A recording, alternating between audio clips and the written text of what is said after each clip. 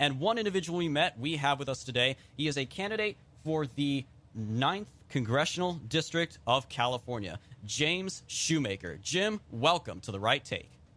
Hey, well, thank you very much, Eric. I really appreciated you guys, and it was a pleasure meeting you at the CRA State Convention.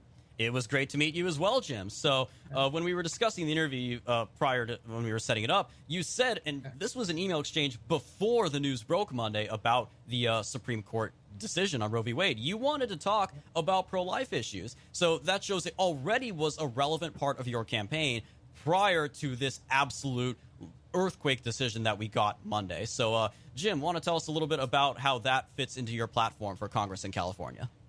Well, very much so. It's a critical issue for me. I've been involved in that pro-life movement for 40 years.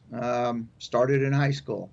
So going back, I just have always looked at the fact that, in protecting the unborn as much as we protect the living is something that is critical to our faith and our nation as a whole. When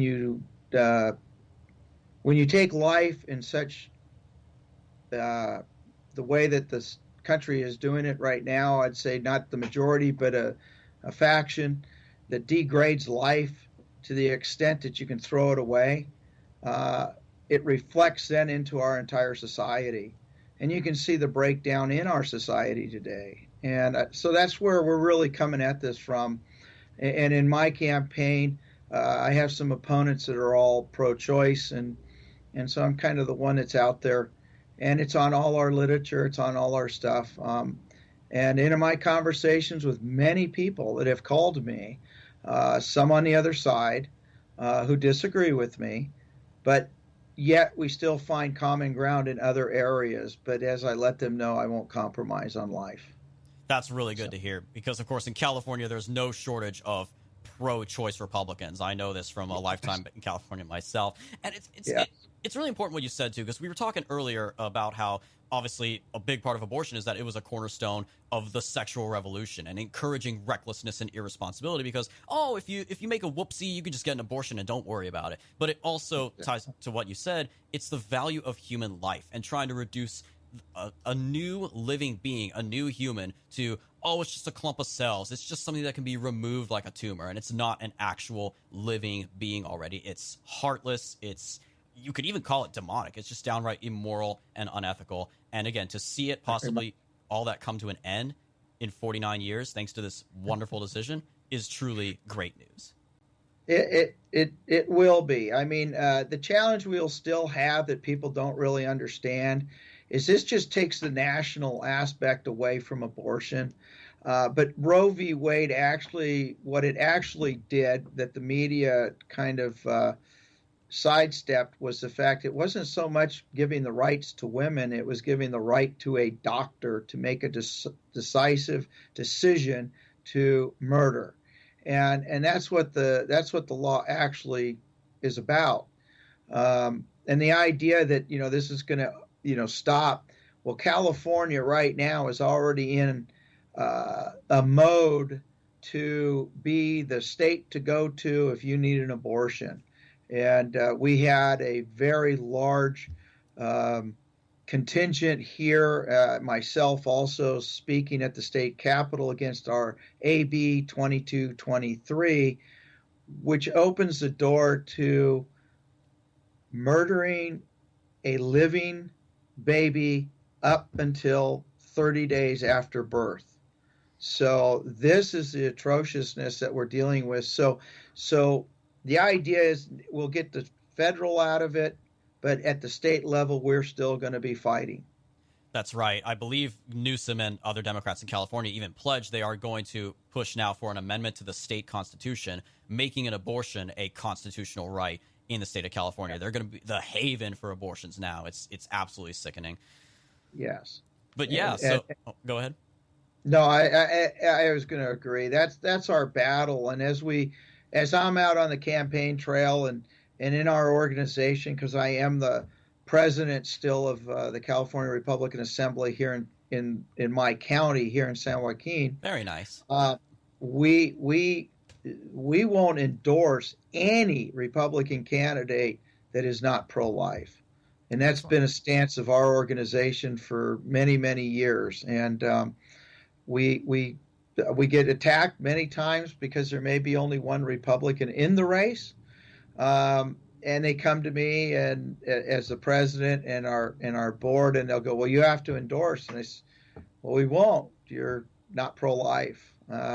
We won't endorse in that. And that's what's wonderful about the California Republican Assembly above almost all other Republican groups in California is we have the autonomy to be separate from that. We can make those choices and run our organization the way we do. Exactly. So. It's better to make no endorsement than a bad endorsement, especially when it comes to our side. Amen. So, of course, there are plenty of other issues affecting your campaign as well that you are running on in your bid to become the next congressman from District 9. Not just issues at the national level, but issues at kind of a niche level for your district, obviously, that impacts your constituents. That I saw one in particular that, of course, affected me very well with where I come from, because you said it's in San Joaquin. I'm also from the San Joaquin Valley, just outside of Fresno. Unfortunately, mine is the district of David Valadao, one of the 10 Republicans who voted to impeach Donald Trump.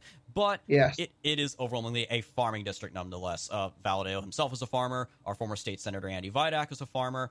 And one of the issues that affects voters there in the Central Valley of California is the water crisis. And I think how this is relevant to the national scene is that this is very indicative of what Democrats' end goal is with green energy, renewable energy, energy alternatives, the Green New Deal. Is they know there really isn't a global warming crisis. They know there is no science behind that. They have to create a crisis artificially to then say, oh, look, we need renewable energy. And nowhere is this more relevant than the water crisis, where, of course, among other things, there was all this irrigation water that was very crucial to farming, to the Central Valley of California, the breadbasket of California, the breadbasket of America, if not the breadbasket of the world. And you saw millions of gallons of water under Jerry Brown's governorship flushed through the rivers out to the sea, all for the purpose of saving an endangered species of fish, literally a microscopic fish called the Delta smelt, so that they could be flushed out to the sea to thrive and reproduce and whatever. And that, of course, led to the drought which happened, which now crops are drying up, businesses are going out of business, farmers are not able to grow their crops and their other products, water their animals and whatnot. And now they want to turn around and say, oh, this is a result of global warming. This is why we need renewable energy. So, Jim, what is it you plan to do to address the water crisis as congressman from the 9th District? Well, in California, we had the federal and the state water projects. Under Trump, he was working to authorize funds to the state of California to increase our water storage ability. This is something else at a congressional level we'll have to work on. The problem we also run into in California is we're fighting the governor and the legislature here and the environmentalists. I have posted on my website, my water stance, mainly with Auburn Dam, Sites Reservoir, and numerous other projects that we'd be able to work on to have water. The one thing that's not being talked about very much is what you brought up, the Delta smelt. Here's this fish that we're supposed to save, and yet we have an intrusive, and I'm not a fisherman. I have lots of friends that are, but I can't tell you one bass from another bass. So, but my understanding is most of the bass that we have in the Delta aren't even native, and they are thriving on the Delta smelt and other small fish, which for some reason they can't find right now. So, in the idea of their using the water, for the fish, what isn't being talked about is the actual pollution being created in the San Francisco Bay Area by all the cities, San Francisco, Oakland, Alameda, San Jose, all them other cities there that have not upgraded their sanitation systems. And so when they overflow, they flood the bay. So they pollute the bay. So the bay has to have a certain percentage of water going through it to flush the San Francisco Bay out.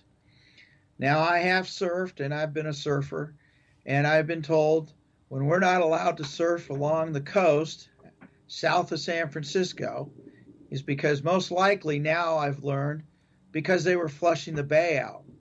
which then puts all the pollution out into the ocean and along the coast. These are things that when I listen to environmentalists talk about these issues, they don't look in the mirror. But at the same time, they're only looking at the lawsuits and generating money for themselves, not to fix anything, but just to have something to bitch about.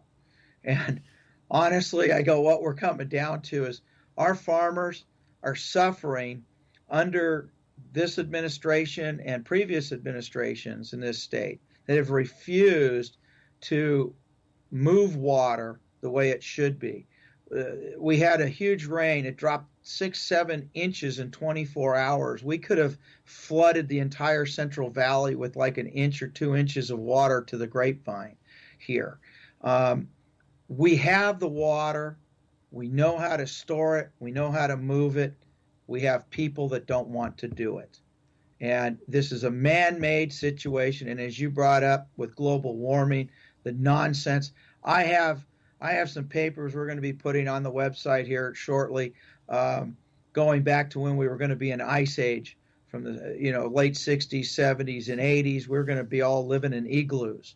These are the same doom and gloom and quote scientists that tell us they know stuff about the weather and the globe. But God created this planet, and when He created it with cycles.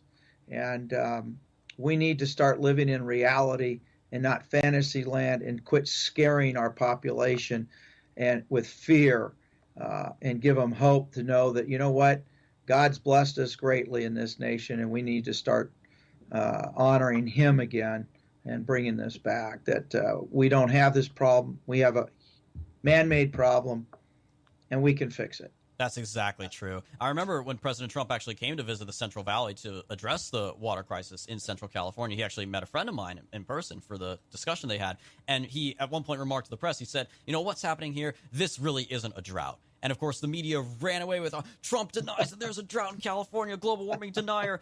But what he was saying is, this isn't a drought because droughts are natural. This is a man-made crisis, which means it's not a drought. This is a man-made crisis.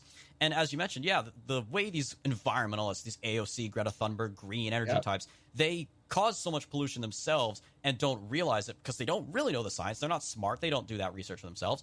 I remember when I went to college in Santa Barbara, there was a similar issue because, of course, off the coast of Santa Barbara there in Goleta, there's all those oil rigs. And what I learned was advocates for fracking pointed out in Santa Barbara, of course, there are all these fissures that open up at the bottom of the sea, like just off the coast. So that allowed the oil reserves under the water, under the surface of the sea, rather, that were there naturally, to leak out and seep up and go all the way to the surface of the water. And then you would see these big tar balls on the beach. You'll just the beach is covered in tar, not because of an oil spill. That was natural. Fracking advocates pointed out, if you frack, you're essentially drilling down into the earth. You're sucking the oil out from there so that it's not going to leak up into the ocean in the first place. You're taking the oil out and putting it to good use as natural gas here for us to use. So you're actually fighting pollution by fracking. But, of course, I explained that to leftists at UCSB, and their Windows XP shut down. Their brains could not comprehend it. They just absolutely refused to accept the actual science of this. Yes.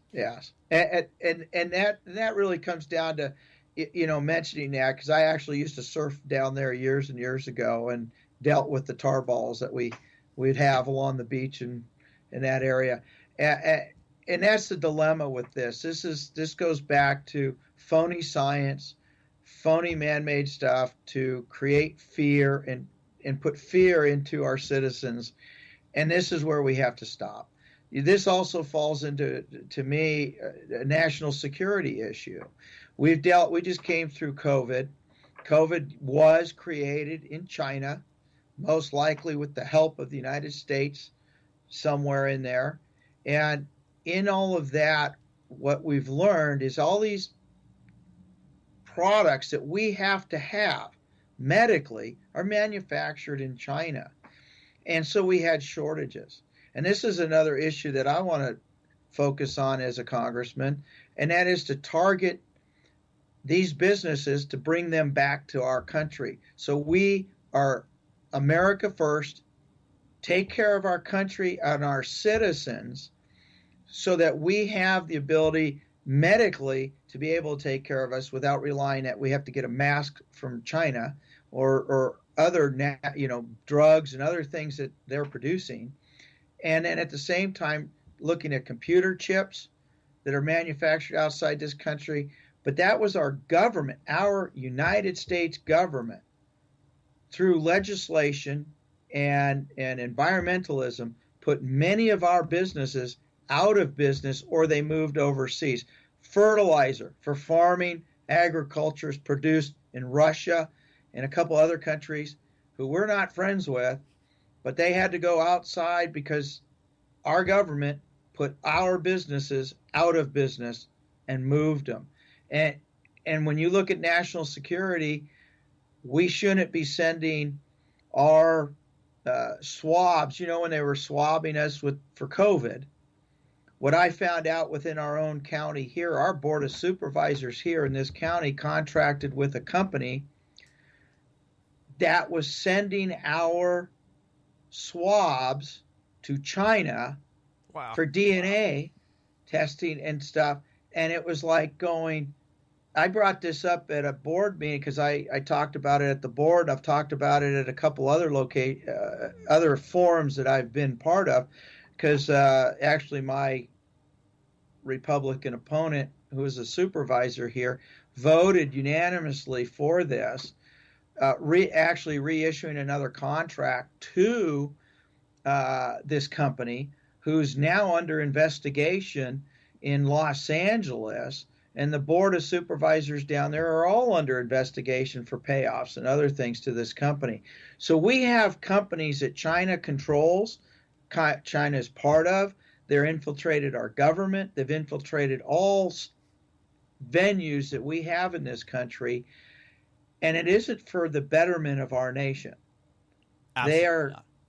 They're going after us. And people, this idea, the war that's going on in Ukraine right now is devastating. But, to me, that's a sideshow to what's happening in the rest of the world and being used to take our focus away from China and the other issues that this nation's dealing with. I guess to break it down to more specifics, what is your position on tariffs? Because you mentioned bringing companies back to the United States. A lot of these companies have been offshore. And do you feel that tariffs would be an effective way of doing that? Well, I think what we have to look at is look at I want to go back to how this nation, if I could, I'd get rid of the Federal Reserve. I would go back to real money. I want to audit the Fed also. And I think in a lot of that, when we look at our tariffs, what was the idea behind the tariff to begin with? That's how we would manage some of that trade that we were doing, because I believe in free trade. But I don't believe in managed trade. I'm, where the government interferes in it. If you want to trade with somebody, that's between you and them, and government. The only thing government needs to do is protect the citizens of this nation and stay out of it. But with tariffs, I think when we look at that right now, you look at Canada, and this may be an old number, but it was like with milk. And this is a while back, so I don't have accurate numbers, but Canada would flood us with milk, and we would put on this little bitty tariff. But if we sell something to Canada, it's 300, 400%. It's like China right now. You send something to China, and like I'm in the wine region. I'm in the largest wine region in the United States, which is San Joaquin County, but it's also the Lodi region, which is where I'm coming from right now. And when they go to sell wine in China, there's multiple tariffs that are being put on our wine products going there, and yet we're buying the bottles and all this other stuff from China, and it's coming here. Then they're bottling it here and sending it back.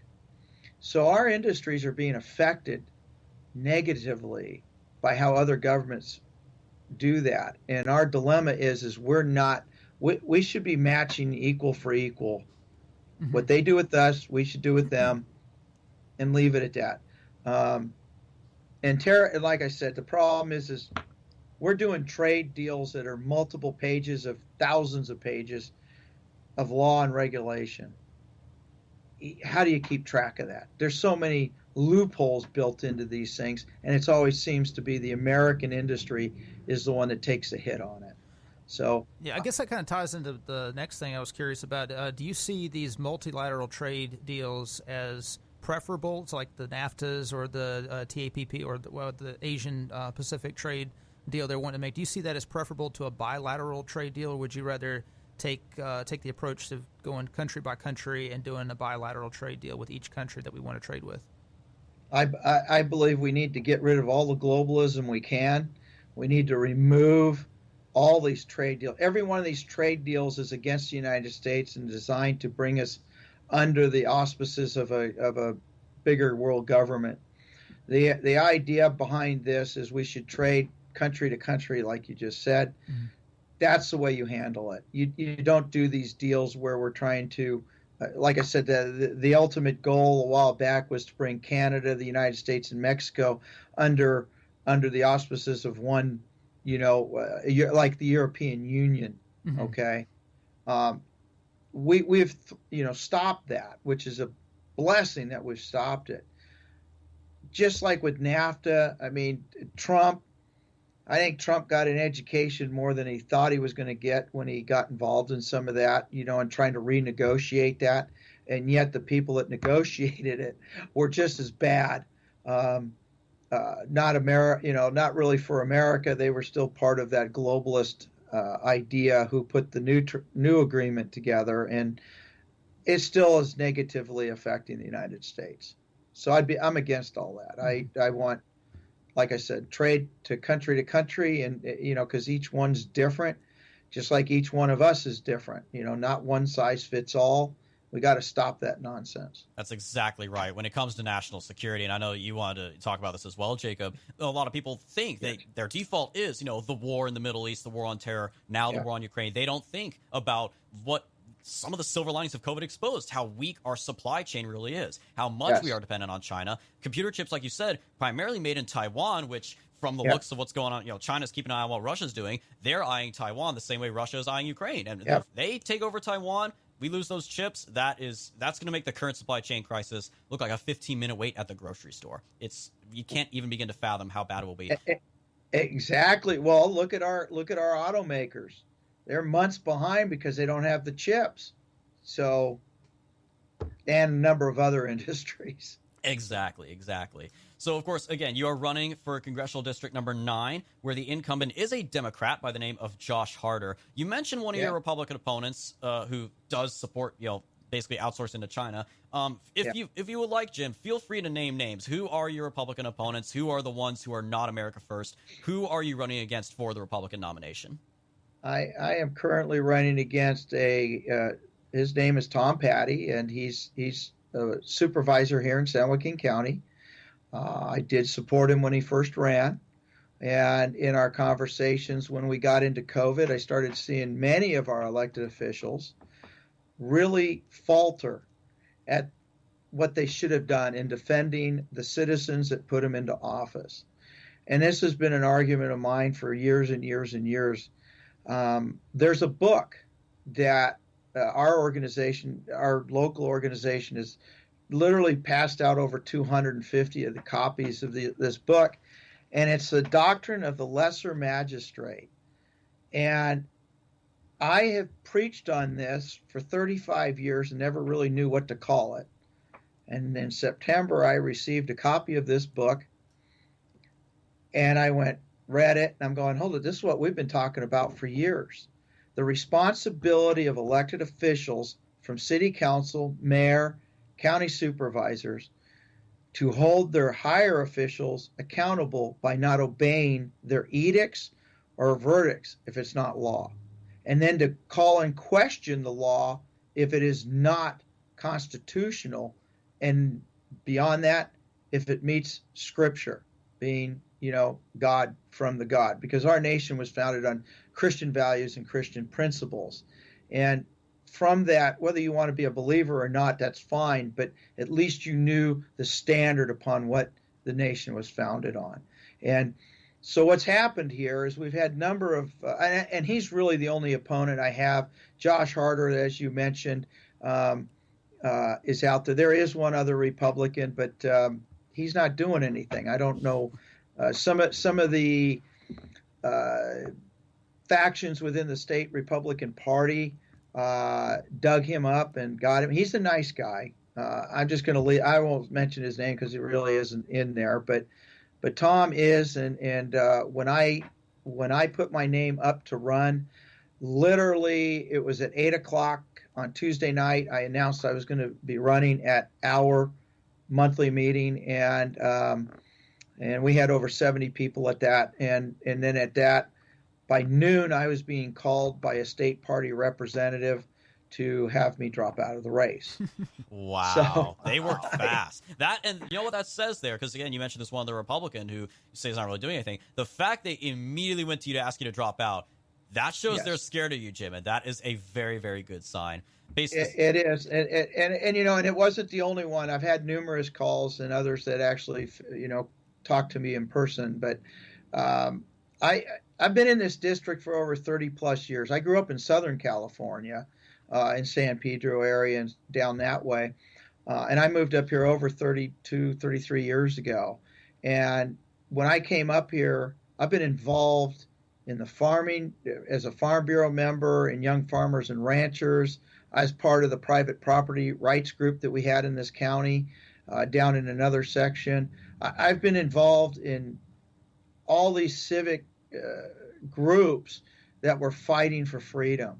I mean, even a biker, I ride, and so it's like we were fighting helmet laws back in the day, you know. So I mean, it's just I just believe in freedom. I believe you got to you make your choice and live with the choice you make, and in that we still have to have standards. We have, you know, God's law that hasn't failed us when we follow it, and if we'd get back to it, we could stop this nonsense of where our nation's going, because we have such a blessed nation that we need to defend it.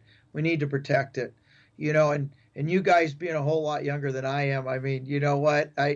I've been involved when my children were young, and I used to take them out precinct walking because I felt, you know what? We've got to do what we got to stand up and, you know, and step up and take on the challenges that we have. And, you know, so, but.